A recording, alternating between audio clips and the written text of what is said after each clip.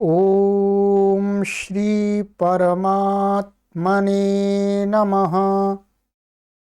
ओम श्री गुरुभ्यो नमः। ओम श्री ऋषिभ्यो नमः। ओम असतो मा सद्गमय तमसो मा ज्योतिर्गमय मृत्योर्मामृतं गमय। ओम शांति शांति शांति।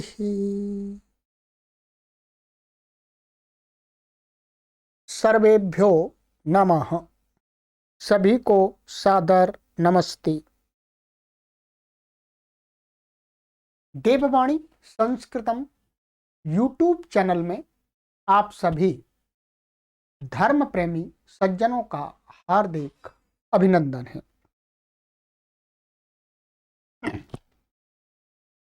मित्रों, विशुद्ध वाल्मीकि रामायण की श्रृंखला में आज हम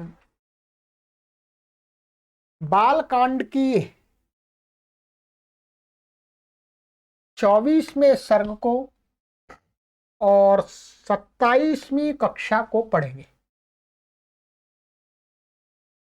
26 कक्षा मैंने आपको पढ़ा दी है अभी तक, ठीक है। 27वीं कक्षा को आज पढ़ेंगे। प्लेलिस्ट में एक कॉलम बना दिया है मैंने आपके लिए, विशुद्ध रामायण कथा पर क्लिक करके आप पीछे की कक्षाओं को भी पढ़ सकते हैं और आगे की कक्षाएं अपने समय की अनुकूलता से पढ़ सकते हैं। चलिएगा, तो गत कक्षा में हमने आपको 23वां सर्ग पढ़ाया था और उसमें हमारा जो प्रसंग था वो ये था अहिल्या का। ये यहाँ पर वाल्मीकि रामायण में कहीं पर भी ऐसा नहीं है कि गौतम ऋषि के शाप से वो अहिल्या पत्थर बन गई थी और राम के स्पर्श से वो फिर दोबारा स्त्री बन गई थी। ऐसा कोई विवरण नहीं है। ये पूरी गप्प है, झूठ है, विज्ञान के तथ्यों से विपरीत है, वैदिक सिद्धांतों के प्रतिकूल है, ठीक है। ऐसा वाल्मीकि रामायण में कहीं नहीं। तो यहाँ पर ये क्लियर हो गया था और इसमें तुलसी जी ने जो बात बताई थी वो भी मैंने आपको बता दिया था। आज हमारा है अथ चतुर्विंशः सर्गः, 24वां सर्ग। बालकांड चल रहा है, 23 पढ़ लिए, 24वां है, ठीक है। आज के इस सर्ग में विषय है मिथिलापुरी में राम, लक्ष्मण और विश्वामित्र का प्रवेश। यानी आप मिथिला नगरी में पहुंच गए, अब राजा जनक से मिलेंगे, ठीक है। चलिएगा, देखते हैं महर्षि वाल्मीकि जी क्या कहते हैं आगे इस सर्ग में। महर्षि वाल्मीकि जी कहते हैं, मित्रों, ततः प्रागुत्तरां गत्वा रामः सौमित्रेण सह। ये सौमित्रेण होगा, ठीक है, ये गलत लिखा हुआ, सही कर लिए, सौमित्रेण। विश्वामित्रं पुरस्कृत्य यज्ञवाटमुपागमात्। कहते तब विश्वामित्र जी को आगे करके श्री राम लक्ष्मण ईशान कोण, उत्तर और पूर्व के मध्य की दिशा की ओर चलकर जनक की यज्ञशाला में पहुंचे। मिथिला नगरी में गए और विश्वामित्र जी को आगे करके, गुरु जी आप चलो आगे, और श्री राम जी और लक्ष्मण जी, ठीक है, ईशान कोण माने उत्तर और पूर्व की दिशा से यज्ञशाला में, जहां पर राजा जनक की जो यज्ञशाला थी, यहाँ यज्ञ करते थे, उसमें उन्होंने प्रवेश किया। और आगे महर्षि वाल्मीकि कहते हैं, विश्वामित्रमनुप्राप्तं श्रुत्वा च नृपतिस्तदा शतानन्दं पुरस्कृत्य पुरोहितमनिन्दितः ऋत्विजोऽपि महात्मानस्वर्घ्यमादाय सत्वरम् जगाम सहसा विनयेन समन्वितः। कहते हैं महर्षि वाल्मीकि, विश्वामित्र जी के आने का संवाद सुन अपने चरित्रवान पुरोहित शतानंद जी को आगे कर विनय युक्त महाराज जनक अपने ऋत्विजों सहित अर्घ्य आदि का सामान ले तुरंत वहां पहुंचे। विश्वामित्र जी की सूचना मिल गई राजा जनक को, तो उन्होंने भाई कहा गुरुजी आए, भाई प्रसिद्ध गुरुजी है। तो चरित्रवान उनका जो पुरोहित है शांतानंद जी को आगे करके, और जो राजा जनक थे ऋत्विज सहित जो भी आतिथ्य सत्कार की वस्तुएं होती हैं, उनसे उन्होंने विश्वामित्र जी और भगवान श्री राम जी और लक्ष्मण जी का स्वागत किया। ठीक है, वहां पहुंच करके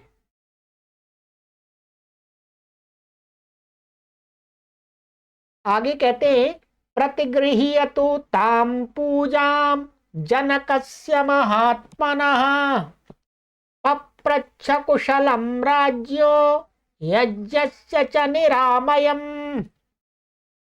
महाराज जनक के आतिथ्य को स्वीकार कर विश्वामित्र जी ने उनके राज्य की कुशलता और यज्ञ की निर्विघ्नता पूछी। महाराज जनक ने जो आतिथ्य सत्कार था उन्होंने प्रेम पूर्वक स्वीकार किया। ठीक है जी, जैसे गुरुजी गलत लोग करते भी नहीं है, नाराज हो जाते हैं। तो कर लिया स्वीकार, और विश्वामित्र जी ने उनके राज्य की कुशल क्षेम पूछी, और जो भी है कि आपका जो यज्ञ चल रहा है वो निर्विघ्न संपन्न हो रहा है कि नहीं हो रहा है, आदि आदि बातें पूछी। और आगे कहते हैं, सतांश्चाथ मुनीन् पृष्ट्वा सोपाध्याय पुरोधसः यथार्हम् ऋषिभिः सर्वैः समागच्छत् प्रहृष्टवात्। फिर ऋत्विज तथा पुरोहित सहित सब ऋषियों की भी कुशलता पूछकर विश्वामित्र जी सबके साथ आनंद से मिले।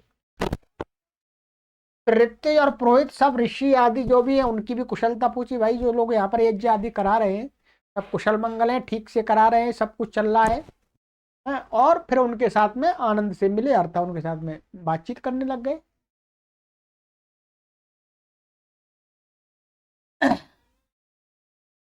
आगे कहते हैं, अथ राजा मुनिश्रेष्ठम कृतांजलिरभाषत अद्य यज्ञ समृद्धिर्मे सफलता देवतैः कृता।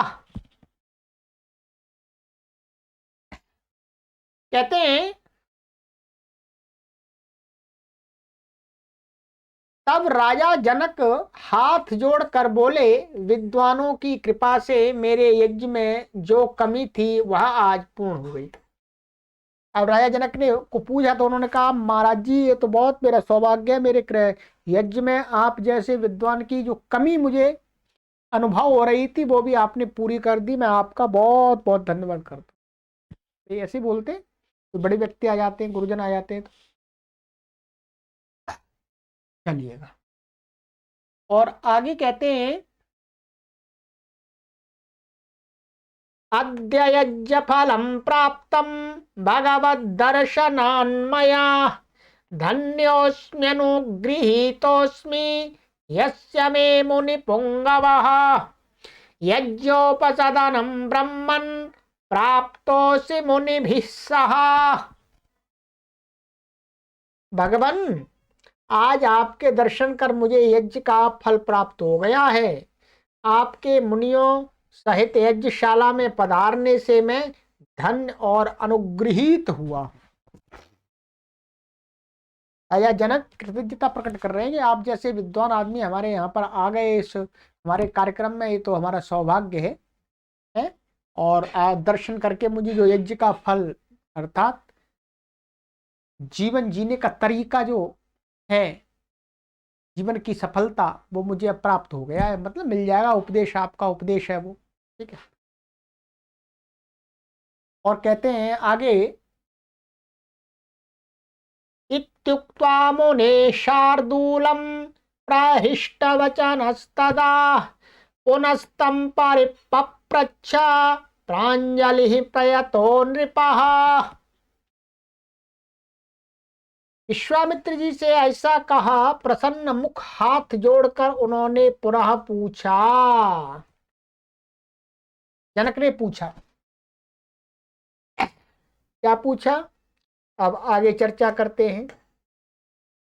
कहते हैं, इमौ कुमारौ भद्रं ते देवतुल्य पराक्रमौ गज सिंह गति वीरौ शार्दूल वृषभोपमौ पद्मा पत्र विशालाक्षौ खड्गतूणी धनुर्धरौ अश्विनाविव रूपेण समुपस्थित यौवनौ कथं पद्भ्यामिह प्राप्तौ भूषयन्तामिमं देशम् कस्य पुत्रौ मुनिश्रेष्ठा श्रोतुमिच्छामि तत्त्वतः। राजा जनक कहते हैं, भगवान आपका कल्याण हो। ये दोनों कुमार पराक्रम में देवताओं के समान हैं। ये गज सिंह शार्दूल और वृषभ मन शाण के समान गति वाले हैं, बलशाली तेजस्वी हैं। दोनों ही वीर हैं। इनकी आंखें कमल के समान विशाल हैं। इन्होंने तलवार, तरकश और धनुष धारण किए हुए हैं। सौंदर्य में ये अश्विनी कुमारों के समान हैं। इनका यौवन फूट रहा है, माने इनका यौवन अभी युवा अवस्था में चल रहे हैं, माने आरंभ हो रहा है इनका। इस देश को शोभायमान करते हुए ये पैदल ही क्यों यहाँ आए? भाई ये पैदल कैसे आए? इतने बहुत विशेष आदमी लग रहे हैं। तो राम लक्ष्मण, हे मुनि श्रेष्ठ, ये किसके पुत्र हैं? यह सब मैं जानना चाहता हूँ। राजा जनक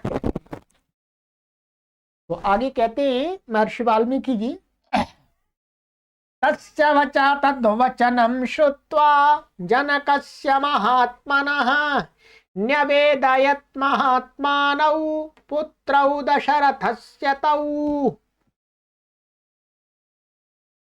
सिद्धाश्रमनिवासं च राक्षसानां वधं तथा महाधनुषी जिज्ञासां कर्तुमागमनं तथा। महाराज जनक के ये वचन सुन विश्वामित्र जी कहने लगे, हे दोनों महाराज दशरथ के सुपुत्र हैं। माने ये दोनों ये राम और लक्ष्मण क्या है? महाराज दशरथ है, उनके पुत्र हैं। ऐसा कहा उन्होंने। उन दोनों का सिद्धाश्रम में रहना और राक्षसों के वध करने का वृत्तांत कहकर यह भी कहा कि ये आपके धनुष को देखने आए। जो राम और लक्ष्मण ने वहां सिद्धाश्रम में, जो सिद्धाश्रम है यहाँ पर विश्वामित्र जी रहते हैं, वहां पर उन्होंने अपनी यज्ञ की पूर्णता के लिए उनको नियुक्त किया था, रक्षा के लिए। तो बहुत सारे राक्षसों को मार दिया था उन्होंने। वो सारी बातें बताई और कहा मुख्य रूप से यहाँ पर ये दोनों आपके यहाँ पर जो धनुष है विशाल, उस धनुष को देखने आए। चलो गुरुजी धनुष देखेंगे कैसा धनुष है। बहुत प्रसिद्ध धनुष बताते थे राजा जनक का। ठीक है, उठने से नहीं उठता था, तो उसको देखने आए। विश्वामित्र वचः श्रुत्वा राम लक्ष्मण सन्निधौ जनकः प्राञ्जलिर्वाक्यम् उवाच कुशिकात्मजम्। विश्वामित्र जी के वचनों को सुनकर श्री राम लक्ष्मण के सामने राजा जनक ने हाथ जोड़कर कौशिक जी से कहा। कौशिक जी क्या कहा? धन्योस्म्यनुगृहीतोऽस्मि यस्य मे मुनि पुंगव यज्ञं काकुत्स्थ सहितः प्राप्तवान च कौशिका। हे कौशिक, मैं अपने को धन्य मानता हूं और आपका अत्यंत अनुग्रहित हूं कि आप राम लक्ष्मण सहित मेरे यज्ञ में पधारे हैं। विश्वामित्र जी को कह रहे हैं अय जनक कि मेरा सौभाग्य है कि आप मेरे यज्ञ में पधारे हैं राम और लक्ष्मण के साथ। और कहते हैं श्वः प्रभाते महातेजो द्रष्टुमर्हसि मां पुनः स्वागतं तपतां श्रेष्ठ मामनुज्ञातुमर्हसि। हे महातेजस्विन, कल प्रभात काल फिर मुझे दर्शन दीजिए। अब तो फिर कल प्रातः काल आप मुझे मेरे से फिर हम आपसे मिलते हैं, आपके दर्शन करेंगे। हे तपस्वियों में श्रेष्ठ, अब मुझे जाने की आज्ञा दीजिएगा। ये राजा जनक ने कहा महाराज जी अब मैं चलता हूँ कार्य देखने, राज्य के भी कुछ ठीक व्यवस्थाएं।